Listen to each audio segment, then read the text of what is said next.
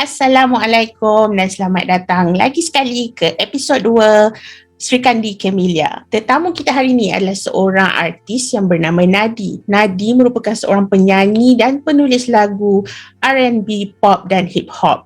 Beliau pernah membawa nama Malaysia melalui lagu-lagu beliau yang berbahasa Inggeris di United Kingdom, Canada, France, Australia, Singapura dan juga Indonesia dan juga banyak lagi negara-negara lain. Setelah menghabiskan hampir separuh dari hidup beliau di London, Brunei dan Jakarta, beliau kini sudah kembali ke Malaysia dan beliau telah mula menulis lagu-lagu berbahasa Melayu yang diselang-selikan dengan logat negeri sempena tempat kelahiran beliau dan juga negara kita Malaysia. Pada tahun 2015, Nadi telah didiagnosis dengan gangguan bipolar atau bipolar disorder dan beliau hingga kini masih menerima rawatan untuk bipolar disorder tersebut. Apakah pencetus simptom-simptomnya? Apakah yang telah berlaku pada Nadi pada zaman kanak-kanak yang membawa traumanya hingga ke zaman beliau dewasa? Kita teruskan menonton untuk mengetahuinya.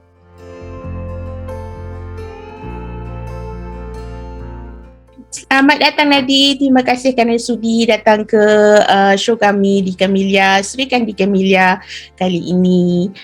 Baban rasa sangat bertuah hari ini sebab Nadi sudi jadi tetamu kita pada malam ini. Nadi, apa khabar? Terima kasih, sihat Alhamdulillah. Baban terima kasih sebab ajak Nadi join program ni.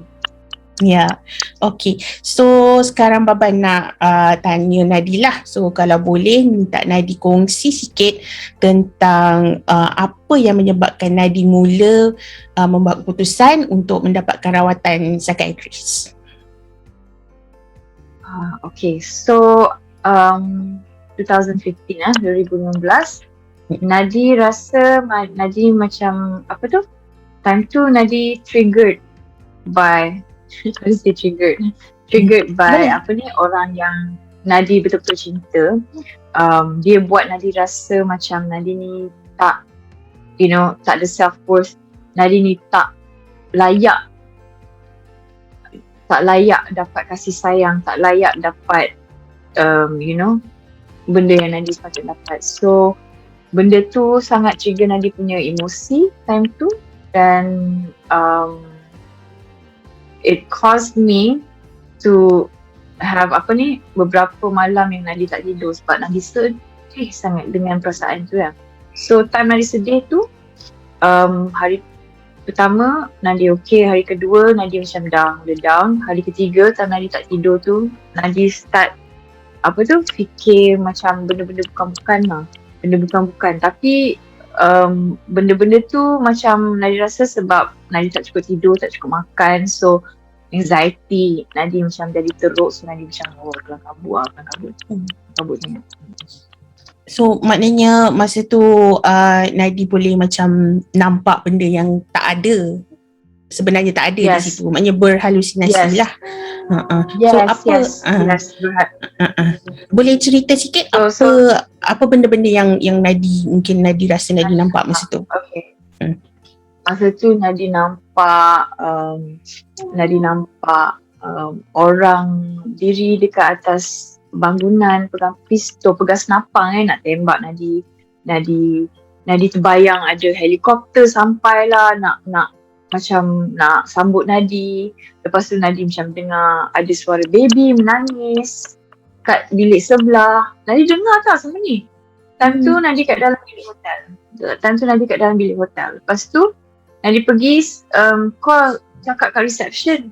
Ada orang ada dengar suara baby sebelah. Lepas tu siap knock lagi sebelah, tengok ada baby, tak ada. So that's when Nadi macam perasan yang ada something wrong lah, something going on lah. So Nadi terus jumpa dengan pakar psikiatri ke ataupun ada episod yang menyebabkan Nadi terpaksa dibawa ke hospital? Time tu, masa tu Nadi dengan kawan Nadi suruh dia hantar Nadi balik rumah. Setelah Nadi balik rumah, Nadi jumpa kakak. Lepas tu cakap kat dia suruh bawa Nadi pergi hospital. So Nadi dah cakap dah kat kakak sebelum ni kalau Nadi cakap nak pergi hospital, maknanya Nadi nak pergi jumpa psikiatris. Sebab Nadi dah start rasa benda pelik-pelik dah ni. Kat dalam jantung, kat dalam kepala, dah start fikir benda bukan-bukan. So next thing I know, mak Nadi dengan kakak Nadi bawa Nadi, rush Nadi pergi hospital, emergency. Tengok-tengok, Nadi bangun kat dalam mental ward. Institute psychiatric ward.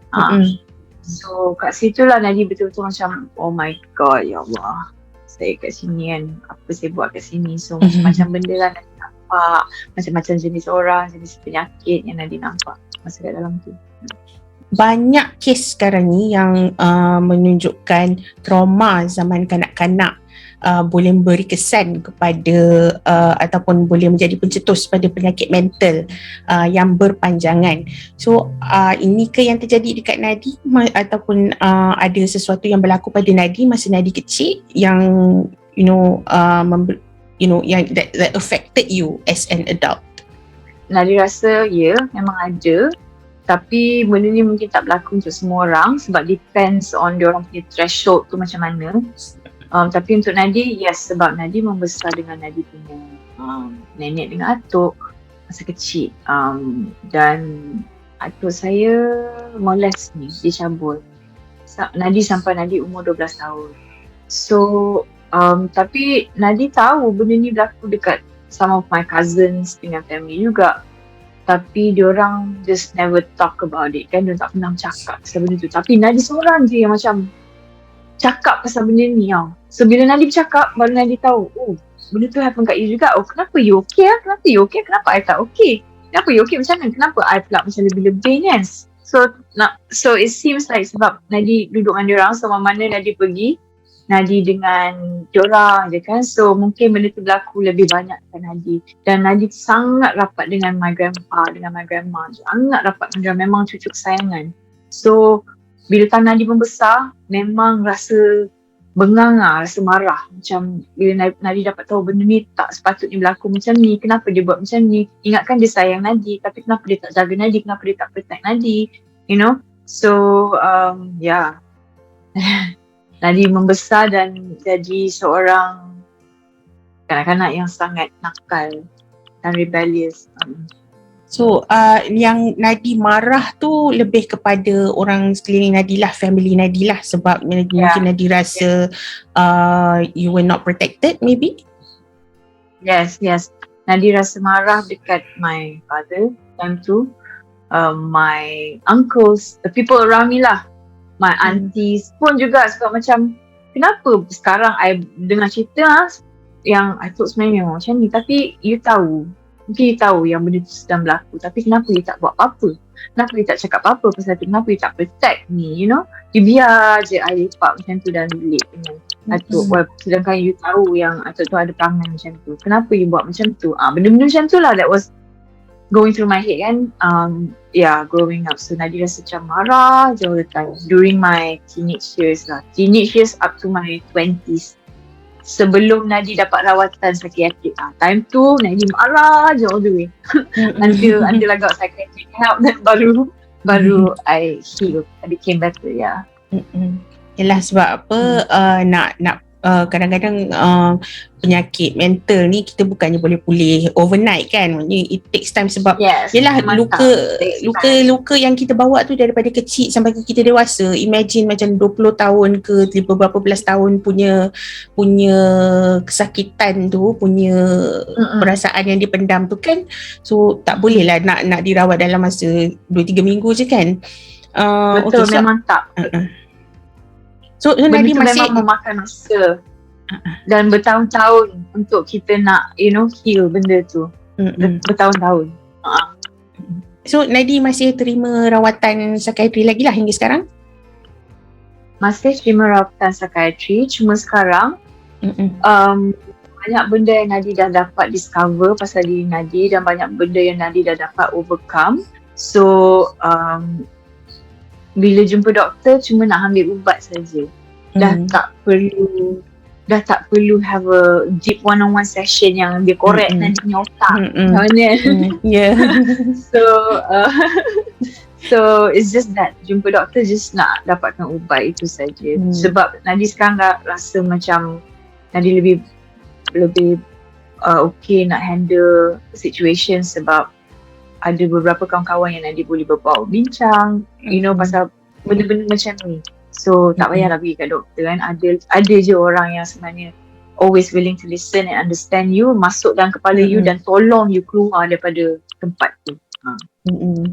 Okay. So sebagai seorang yang mengidap penyakit bipolar disorder ni kan dia merangkumi dua extreme ends of the emotional spectrum. Maknanya kalau kita rasa rendah tu rasa macam low sangat, dan kalau high tu high sangat. So boleh Nadi ceritakan pengalaman Nadi masa menghadapi kemurungan ataupun depression dan juga masa hypomania? Masa time Nadi have depression, Nadi tak nak keluar rumah, tak nak jumpa siapa-siapa, Nadi tak nak bangun daripada katil, Nadi tak nak mandi, tak nak makan, tak nak buat benda-benda yang Nadi suka seperti menyanyi, main piano, gelak-gelak, benda macam tu sebenarnya that's who I am. Tapi bila depression tu datang, terus benda tu semua tak ada, memang tak ada, lama lah nak keluarkan diri daripada benda tu, daripada situation tu. And bila Nadi hypomania, that's when Nadi macam extremely hyper, my mind tak boleh berhenti memikir. I'm always thinking of doing anything, buat ni, buat tu, just like going all over the place lah basically. So the medication yang Nadi dapat tu tolong Nadi untuk stablekan keadaan tu supaya Nadi tak terlalu depressed dan tak terlalu sini. So dia macam level kan semua benda. Supaya kita stable lah kan. Exactly. So 2015 sekarang 2022 tu dah 6 tahun kan. So sekarang sebenarnya 7. Sekarang Nadi sebenarnya dah kurang makan ubat. Nadi dah tak makan ubat sekerap dulu, dan dos yang Nadi makan tu pun tak sebesar macam dulu. Dan Nadi dah dapat control benda tu, meaning Nadi dah tahulah dalam hidup Nadi apa yang Nadi perlukan, apa yang Nadi tak perlukan, Nadi push away. Alhamdulillah. Sebenarnya memang I think masyarakat kita kebanyakannya fikir bila depression tu atau kemurungan tu adalah macam menangis je sepanjang masa, tapi sebenarnya itu salah. Dia perubahan kita punya behavior tu yang menunjukkan kita ni tengah going through something kan. Dan dia tak semestinya kita menangis sepanjang masa, tapi kita mengasingkan diri, kita tak jumpa orang, kita dah stop buat benda-benda yang kita suka. Itu pun satu tanda besar lah. So kajian juga ada menunjukkan yang masalah isu kesihatan mental ni boleh diwarisi dari satu generasi ke generasi yang seterusnya.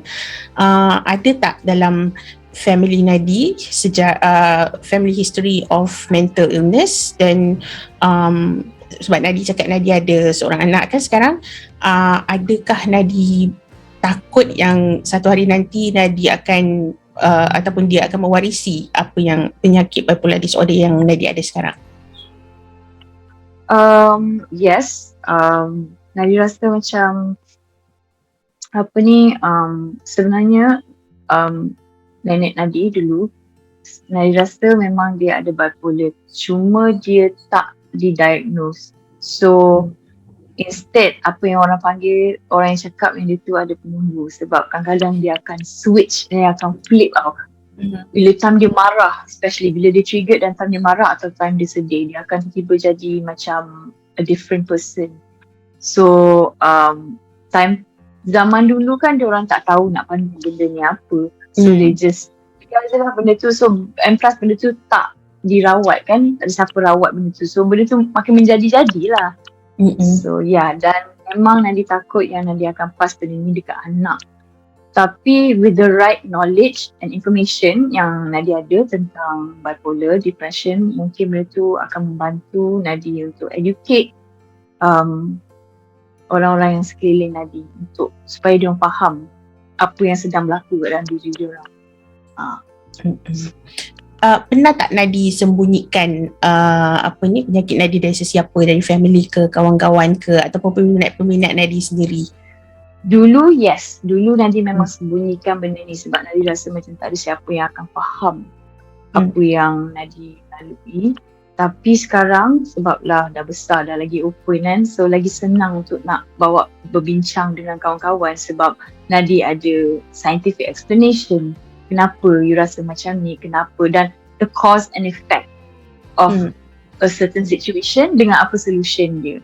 So now Nadi suka talk about it more compared to dulu lah. Sebab dulu macam masih nak belajar dan masih nak kenal apa itu bipolar depression.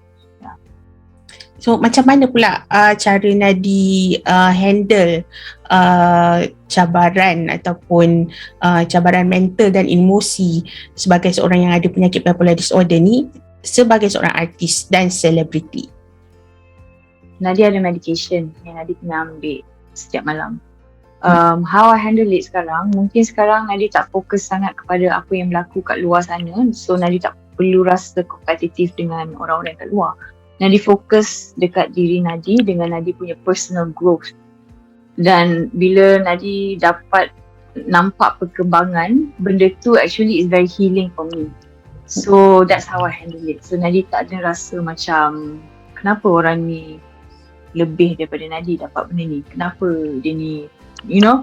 So benda tu tak wujud sekarang sebab Nadi faham macam rezeki tu masing-masing rezeki kan. So mungkin untuk orang macam kita, kita punya growth a bit slow, tapi benda tu it's the apa tu, the breakthrough is very satisfying. Yeah. How to say satisfying? Yeah. Sangat memberi kepuasan begitu. Sangat memberi kepuasan. Yeah. So that feeling of kepuasan buat you rasa happy dan bangga dengan you punya breakthrough. Yeah. Ya, sebab bila kita memang dah pernah jatuh serendah-rendahnya, so bila kita slowly pick ourselves up, dan memang betul macam you cakap, progress kita maybe a bit slower than orang lain yang you know normal, tapi yang normal normal, tapi yang penting kita konsisten dan normal, sebab you punya version of normal you punya normal mungkin tak sama dengan I punya normal, so kita kena komakan. So yang penting kita konsisten dan kita terus usaha supaya kita dapat keluar daripada lubang yang dalam dan gelap tu. Yes, betul. Dan mungkin orang yang sekeliling kita main peranan untuk benda tu juga, sebab sometimes orang keliling kita pun boleh jadi cause kenapa kita jatuh dalam macam tu. Kan? So awareness tu memang kena ada. Kalau you tak ada awareness, susah sangat, dan you akan jatuh dalam, dan dalam kau tak ada siapa boleh tolong you keluar, kecuali kalau you sendiri nak keluar daripada benda tu. Ya, sebab itu memang penting untuk orang-orang yang ada isu kesihatan mental ni untuk dapatkan kasih sayang dan support daripada orang sekeliling dia. Sebab yelah, benda ni memang orang kata apa, no man is an island. Kita tak boleh buat satu benda tu, jarang lah untuk kita boleh keluar dari sesuatu situation tu seorang diri kan. So ada tak bipolar disorder ni beri kesan pada kerja-kerja seni Nadi? Maknanya dari segi penciptaan lagu, persembahan, ataupun bila dapat gig somewhere and then tiba-tiba you ada episode ke, ada tak beri kesan macam tu? The positive thing yang Nadi boleh dapat dari benda ni is that bila Nadi tulis lagu, Nadi boleh masuk ke dalam emosi tu dan betul-betul tulis, like in the mental and the emotional space.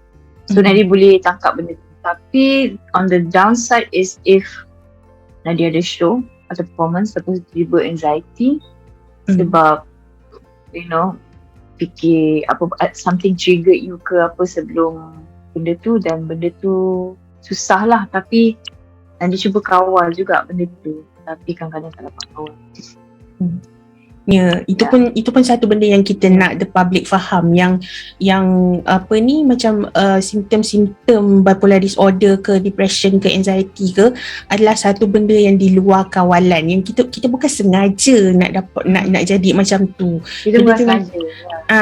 Dan and kita pun we get better pun sebab kita pergi terapi dan kita on medication. Yalah, kalau you berjaya buat tanpa medication, dan alhamdulillah lah, itu baik untuk you. Tapi jangan kecam orang-orang yang memang on medication untuk treat dia punya isu kesihatan mental. Okay, terima kasih banyak-banyak Nadi sebab sudi berkongsi kisah Nadi, dan Baba harap perbincangan kita hari ni dapat raise awareness dan supaya orang ramai lebih faham tentang situasi mereka yang mempunyai isu kesihatan mental ni. So before kita akhiri rancangan ni, Nadi ada apa-apa pesanan untuk penonton-penonton kita, terutamanya tentang stigma terhadap mereka yang mempunyai penyakit-penyakit mental? So untuk siapa-siapa yang melalui something tough in your life at the moment, korang jangan rasa macam you're the only one going through it. Lepas tu satu lagi, jangan takut untuk nak reach out to people, jangan takut untuk nak minta bantuan dari orang-orang sekeliling. Dan kalau you rasa you ada awareness dan you nak acknowledge yang you sebenarnya perlukan pertolongan, it's okay kalau you nak pergi jumpa doktor, you nak pergi jumpa counselor to find out apa yang sedang berlaku dalam you punya emotional and mental space. Sebab benda tu sangat penting. Sama macam kita jaga kita punya badan physical, kita kena jaga kita punya emotional and mental space juga. Benda tu just as important. So jangan takut reach out, sebab kita semua manusia. So terima kasih banyak Nadi. Itu memang satu pesanan yang sangat berharga, dan Baba harap penonton-penonton kita semua lebih aware dan tak takut untuk dapatkan bantuan sekiranya anda rasa anda perlukan rawatan ataupun untuk meluahkan apa saja.